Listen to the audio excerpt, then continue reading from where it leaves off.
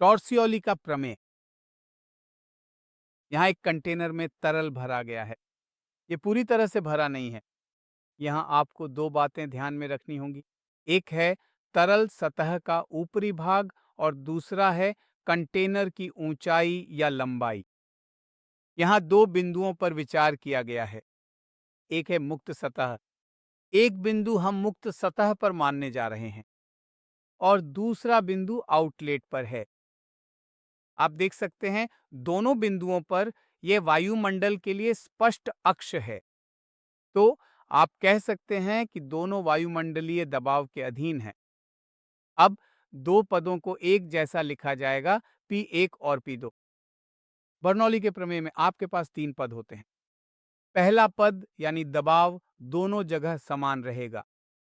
फिर आधा घनत्व V1 वर्ग आधा घनत्व V2 वर्ग एक बिंदु पर यह स्थिर है, तो यह पद भी समाप्त हो जाता है।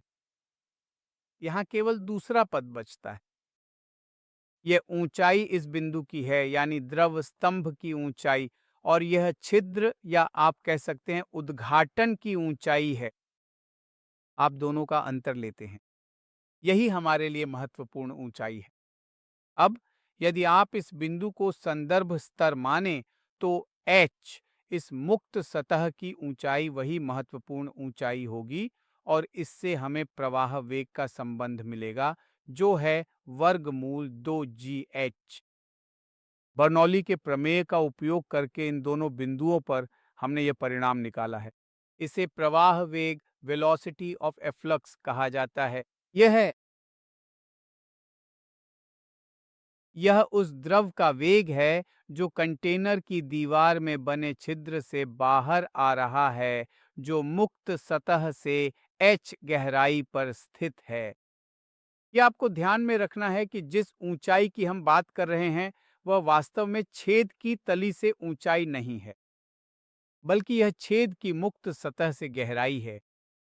तो आप कह सकते हैं कि किसी द्रव के छिद्र से h गहराई पर बाहर निकलने का प्रवाह वेग उसी वेग के बराबर है जो कोई वस्तु उसी ऊंचाई से स्वतंत्र रूप से गिरने पर प्राप्त करती है। वास्तव में इस समानता को टॉर्सली का प्रमेय टॉर्सलीज थ्योरम कहा जाता है। एक बार फिर दोहराता हूं, छिद्र से h गहराई पर बाहर निकलने वाले द्रव का प्रवाह वेग उसी वेग के बराबर है जो कोई वस्तु h ऊंचाई से स्वतंत्र रूप से गिरने पर प्राप्त करती है। इसे टॉर्सली का प्रमेय कहा जाता है। टॉर्सली का प्रमेय उस स्थिति में बहुत अच्छा है जब द्रव या पात्र स्थिर हो, और जब यह गतिशील हो तब भी इसका थोड़ा संशोधित रूप में उपयोग किया जाता है। देखिए, अब इस छिद्र को अलग अलग स्थानों पर रखकर हम सीमा रेंज की गणना कर सकते हैं। सीमा जिसे हम अक्षर x से दर्शाने जा रहे हैं, ये बराबर होगी h माइनस h। h क्या है? फिर से दोहराता हूं, h द्रव की गहराई है। मुक्त सतह से छिद्र या उद्घाटन, ध्यान रखें यह पात्र की ऊंचाई नहीं है, यह द्रव स्तंभ की कुल ऊंचाई है। आप कह सकते हैं कि यह कैपिटल H है। यहां मैंने कैपिटल H दिखाया है। अब छिद्र की स्थिति के अनुसार आपके पास अलग अलग सीमाएं हो सकती हैं।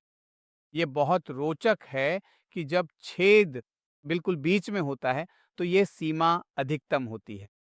ऐसे में यह स्वयं ऊंचाई के बराबर होगा। कैसे? आप बस इस छोटे h को h बटा 2 के बराबर रख दें, फिर से छोटे h की जगह h बटा 2। आपको यह h बटा 2 दो बार मिलेगा, वर्गमूल लें, अंत में आपको h बटा 2 मिलेगा और 2h बटा 2 स्पष्ट रूप से केवल h के लिए ही है। तो किसी भी कंटेनर से संभव अधिकतम सीमा तब होती है जब छेद बिल्कुल बीच में होता है, उस समय सीमा अधिकतम होती है। इसका एक और बहुत ही दिलचस्प पहलू है। फ्लक्स की वेग यह है कि जब आप छेद को मुक्त सतह से छोटी h गहराई पर चुनते हैं या दूसरी बार आप छेद को नीचे से छोटी h ऊंचाई पर लेते हैं, दोनों ही मामलों में सीमा समान रहेगी। लेकिन स्वाभाविक रूप से यह कंटेनर की कुल ऊंचाई से अधिक नहीं हो सकती। याद रखिए, कंटेनर की कुल ऊंचाई ही उस स्थिति में अधिकतम सीमा होगी, यानी अधिकतम सीमा केवल h ही हो सकती है। और अंत में जो बचता है वह है कंटेनर को खाली करने में लगने वाला समय। मैंने जो चित्र यहां बनाया है उसे आप देख सकते हैं। ये कंटेनर की क्रॉस सेक्शन कैपिटल ई है। और मान लीजिए आपने कंटेनर के नीचे छेद चुना है और उसका क्रॉस सेक्शन है ए, तो इस छेद से तरल स्वाभाविक रूप से बाहर निकलेगा। हमारे पास इसका सूत्र है। सिलेंडर को पूरी तरह खाली करने में लगने वाले समय का सूत्र इस समीकरण से दिया गया है।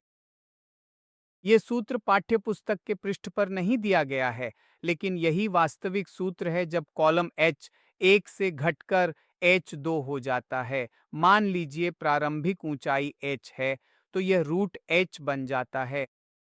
शुरुआत में ऊंचाई H थी, जैसा कि यहाँ दिखाया गया है, और आप सिलेंडर को पूरी तरह खाली करने में रुचि रखते हैं। स्पष्ट है, अंतिम स्तर 0 होने वाला है। तो फिर जो बचता है वह केवल इतना ही है। ऐसे में सिलेंडर को पूरी तरह खाली करने का सूत्र यही होगा। यही मैंने यहाँ लिखा है, A/A0 वर्गमूल 2 H/G। आप कह सकते हैं कि यह वह कुल समय है जो सिलेंडर को पूरी तरह खाली होने में लगेगा।